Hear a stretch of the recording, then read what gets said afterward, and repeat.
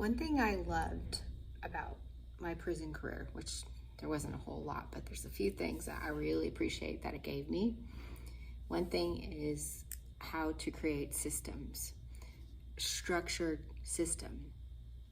I worked in prison for 22 years as a guard, and there has to be a system for safety, obviously. And where I worked, the institution I worked at, the structure for safety was stellar. One of my favorite words, stellar means star. So there was a system to maintain safety, and that was our number one priority. And being a guard and having to supervise 100 men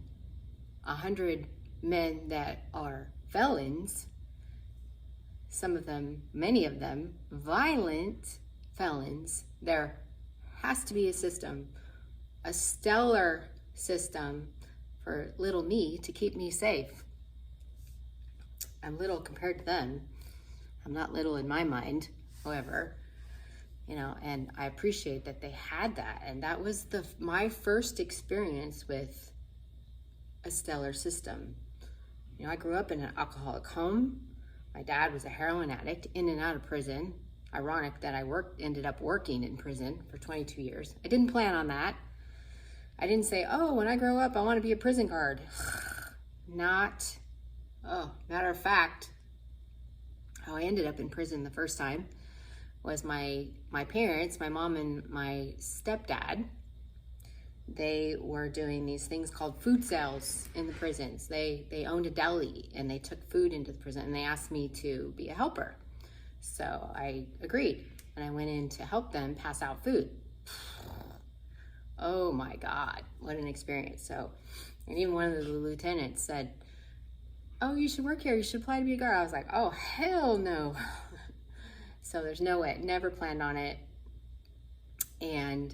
But then sometime later, an ad came out in the paper for a counselor, and I was new in sobriety, and I dreamed of being a drug counselor, as many of us do. We get excited and we want to give it back, which is good. So I applied to be a counselor. And actually, I didn't want to even do that because it was prison, but my stepdad at the time said, you need to apply for that. So I did. He pushed me to do that, and I'm glad he did. And I didn't get the job as counselor because I had no experience, and I didn't look like a recovering drug addict. The president of the company, it was Walden House. I love Walden House. Everything. They when he interviewed me, he said, "What was your drug of choice? Milk." I was like, ugh. So I didn't get the job as counselor, but because I wanted it so bad, I wanted to work there so badly, because I loved that it was going to be the very first in the state of California in prison recovery program, and I wanted to work in it. It was groundbreaking, and I wanted to be a part of it. I wanted to work in recovery because I was so on fire for my sobriety. I was 5 years sober at the time. And I told them that I was willing to do whatever it took. I wanted to work for them, and if they weren't going to consider me for that job, that I would sweep the floor, I would scrub toilets. I told them I was willing to do whatever it took.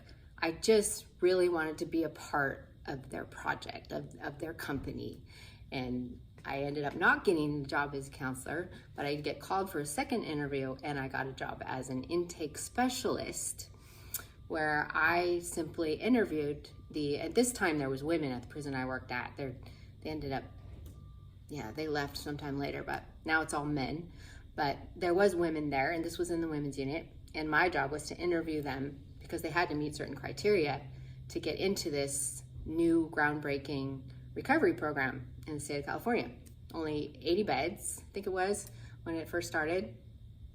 And so that was my job, to create the intake office, to create a system of intake for this prison program.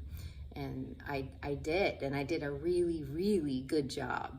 So I created a system of intake for this, the very first in-prison recovery program in the state of California, Walden House. And I loved, loved, loved, loved that job. It was so great. However, yeah, it did end up leaving, and it was totally a God thing that, because I didn't know that the program was going to be closing some years later. I think it was 5 years later that that program moved, and I had just so happened to apply for the correctional officer position because I met this female while I was working as the intake counselor. And actually I was a transition case manager also at that job. But I met this female that was very petite, very beautiful lady that was doing the prison guard thing and doing a good job at it. And I was like, wow, like, look at her. And I had a stereotype of what prison guard was, and then she was not it. She was very small, petite, beautiful, and she was doing a really good job. And so I ended up talking to her and becoming friends, talking to her a lot. And she told me more about the job, why she did it, and then I ended up applying for it too. So especially when I heard the benefits, the state of California takes really, really good care of their employees. They really do. And I'm so grateful to them. Will be forever grateful that now I'm retired 22 years later, and they pay me for the rest of my life. The rest of my life, I get a fat check for the time that I put in. And that really means a lot to me. I'm forever grateful for that, however. But in that, I learned the importance of systems. And it is not something I learned from where I grew up or my home or anywhere else. I learned about creating systems in prison. And I know the importance of them. And in spite of that, I have failed in my own life at times. But I do have a stellar system of sobriety and a system of staying married, which is not easy. You know it. And I'm grateful to the people that get on YouTube that share their system so that I can learn. I have nowhere else to learn these things. So people that knock social media, you know what, I don't have any respect for that, because social media has every answer you could ever need. Just this last week, I'm repairing my shoulder injury from physical therapists on YouTube that takes the time to make a video. So create a system by following people that have a successful system is what I've always done.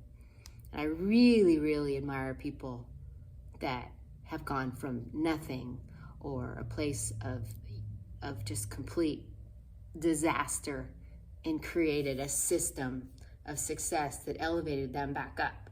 Somebody that went to prison and is like highly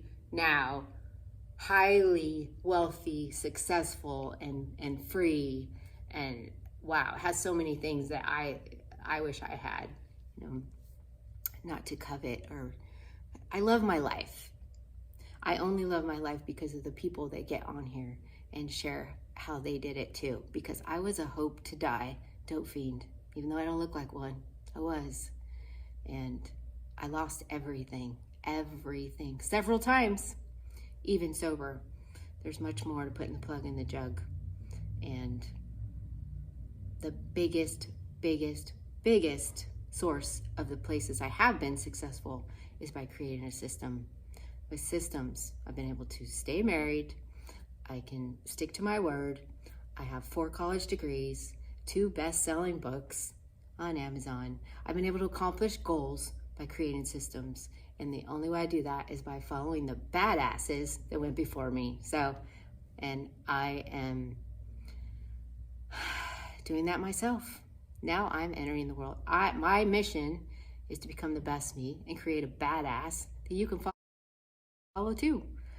As I know that I am today because of the people that have gone before me. And I appreciate that. So thank you for letting me share. I love you guys. Have a badass day. Create systems.